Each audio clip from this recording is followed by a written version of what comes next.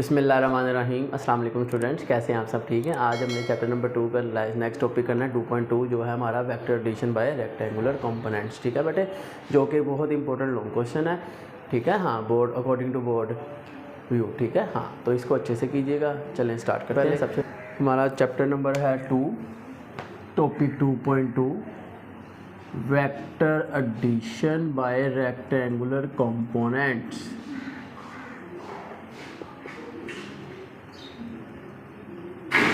Previous lecture में आपको मैंने बताया था कि रेक्टेंगुलर कंपोनेंट्स क्या होते हैं, जो आपस में परपेंडिकुलर होते हैं। ठीक है बेटे, वेक्टर्स के बारे में भी आपको मैंने बताया था प्रीवियस लेक्चर में। हमने जो प्रीवियस पढ़ा था बेसिक इंट्रोडक्शन सारा वेक्टर के बारे में पढ़ा था। ठीक है बेटे, हाँ, तो आज इस वीडियो में हम इस टॉपिक को पढ़ेंगे। चले बेटे, सबसे पहले इसकी फिगर को समझते हैं कि ये हमारे पास एक एक्स एक्सिस है और एक वाई एक्सिस है। ठीक है बेटे, हाँ, और इसमें हमारे पास दो वेक्टर हैं। ठीक है, एक वेक्टर कह ले ए है और एक वेक्टर है बी। ठीक है बेटे, हाँ, ये देखें, ये वेक्टर बी और ये वेक्टर ए। अब इन दोनों को हमने हेड टू टेल को यूज़ करके क्या करना है, ऐड करना है। ठीक है, हाँ, चले अब डायग्राम मैं बनाऊंगा। इस वेक्टर बी को मैंने ए के साथ ऐड करना है using head to tail rule. तो आप ये देखिएगा, इस डायग्राम को मैं अगेन ड्रॉ करूंगा तो ताकि आपको समझ आए। ठीक है, हाँ, तो ये जो वेक्टर ए मैंने ड्रॉ किया है, इसको थोड़ा ऐसे कर लेते हैं ठीक से। ये वेक्टर ए आ गया, ठीक है, और ये वेक्टर बी आ गया हमारा, और यहाँ पर अब इनका रिजल्टेंट भी आएगा जो यहाँ से स्ट्रेट यहाँ तक आएगा। ठीक है बेटे, हाँ, ये इनका रिजल्टेंट है। तो अब बेटे आप देखें इस फिगर में हमारे पास क्या क्या गिवन है। ये देखें, इस ए के वेक्टर का आपने कंपोनेंट ड्रॉ करने हैं और एक्स एक्सिस इस बी के भी ड्रॉ करने हैं, अलोंग वाई एक्सिस ड्रॉ करने हैं आपने।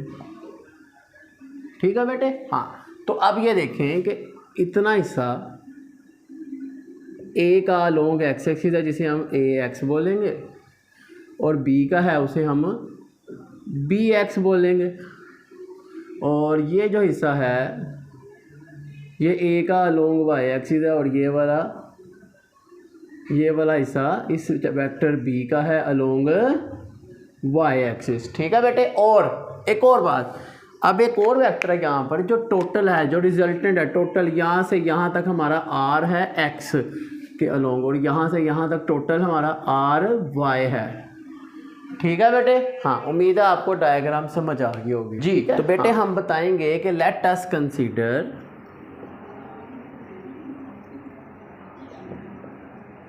हमने फर्ज किया we have two vector A and B, we have two vectors A and B, A और बी दो वेक्टर हैं। अब बेटे आपने इनको नाम भी देना है पॉइंट्स को। ठीक है, जैसे आप इसको ओरिजिन ओ बोलेंगे, आप इसको बोल दें पी एम, इसको एन, ठीक है, ये क्यू और ये आर। ठीक है, इन पॉइंट्स को आपने समझ लेना है। टू वेक्टर ए बी हैं। अब वेक्टर ए को रिप्रेजेंट कर रहा है ओ पी लाइन, और वेक्टर बी को रिप्रेजेंट कर रहा है पी एम। ओके बेटे, हाँ, ओके।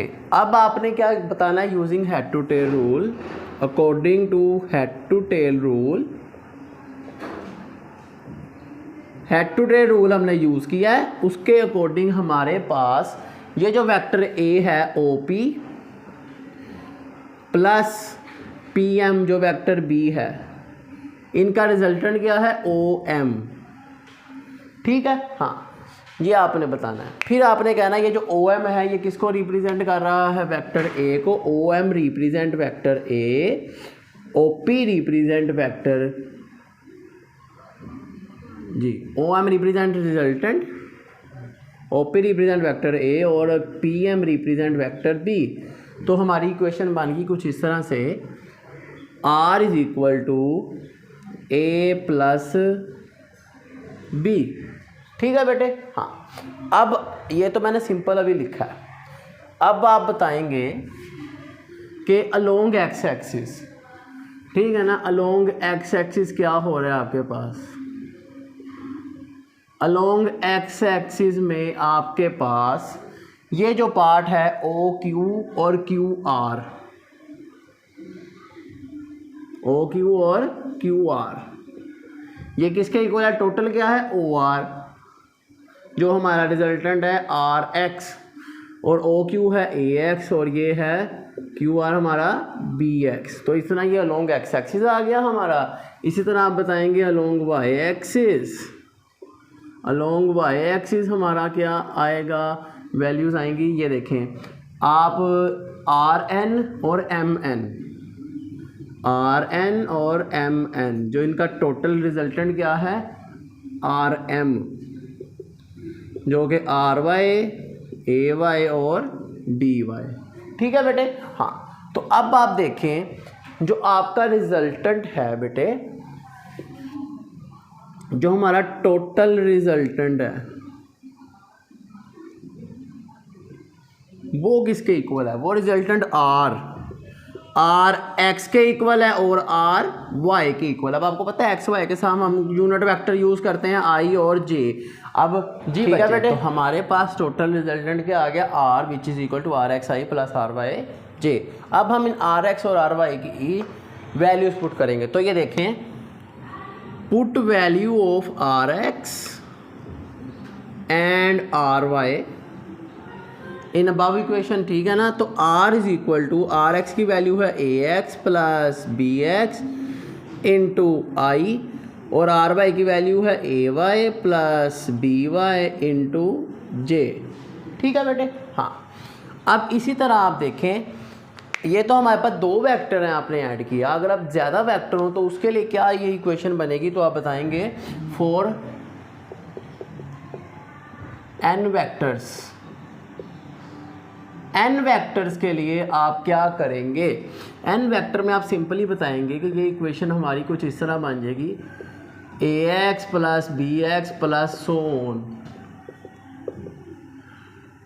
ठीक है बेटे। हाँ, A Y plus B Y plus so on, चलता रहेगा काम,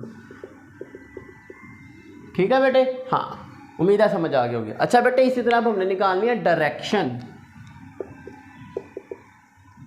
डायरेक्शन या एंगल भी कह सकते हैं आप, प्रोजेक्शन भी कह सकते हैं, ठीक है बेटे। हाँ, तो ये देखिएगा आपने एंगल का फार्मूला पढ़ा था, मैंने कल बताया था आपको कंपोनेंट वाले में कि theta is equal to tan inverse, ऊपर हम वैल्यू लेते हैं वाई वाली, तो वाई वाले हैं हमारे पास आर वाई और एक्स वाले नीचे हैं वो आर एक्स, जिसकी वैल्यू आपको पता है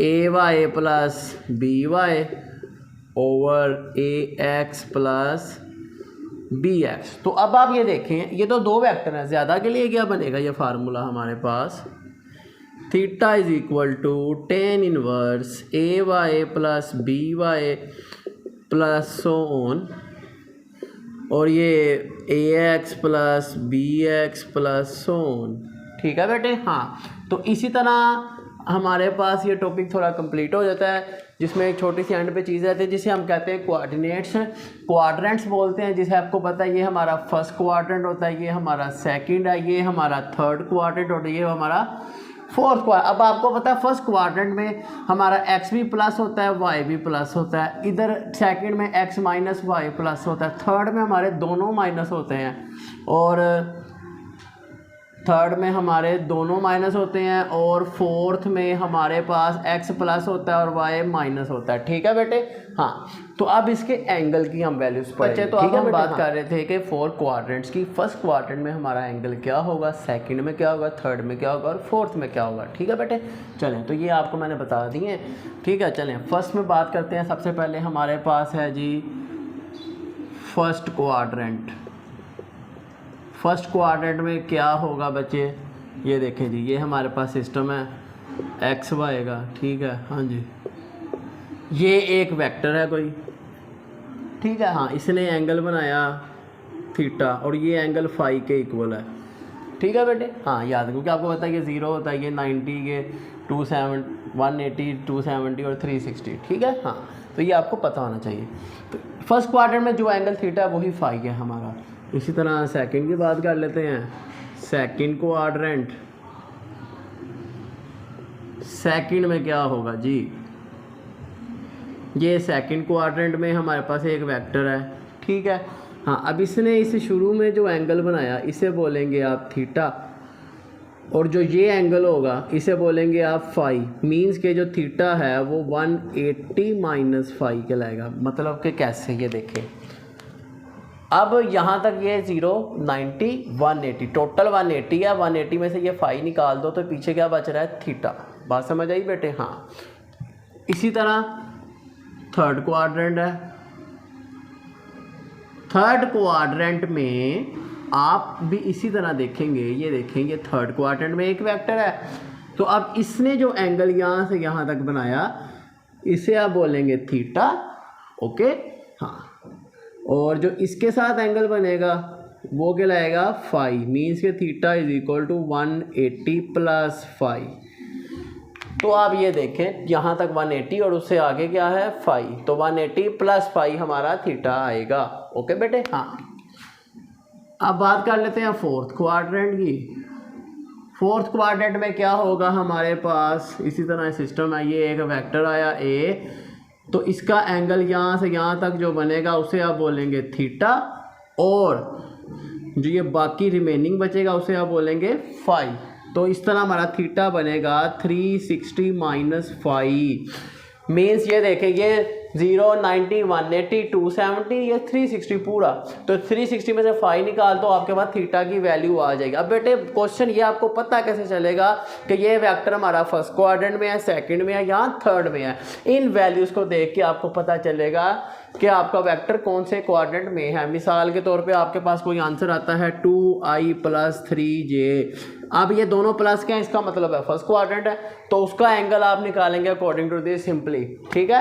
हाँ, अगर यहाँ पर अगर एक माइनस हो जैसे ये है, तो ये कौन सा क्वाड्रेंट बनता है हमारा, फोर्थ क्वाड्रेंट में आप इसका पहले फाई निकालेंगे, बिल्कुल इसी तरह tan इनवर्स, ठीक है ना, 3/2। अब इनको आप डिवाइड करके आप इसको 360 में से माइनस करेंगे, आपका एंगल फाइंड हो जाएगा, ठीक है बेटे।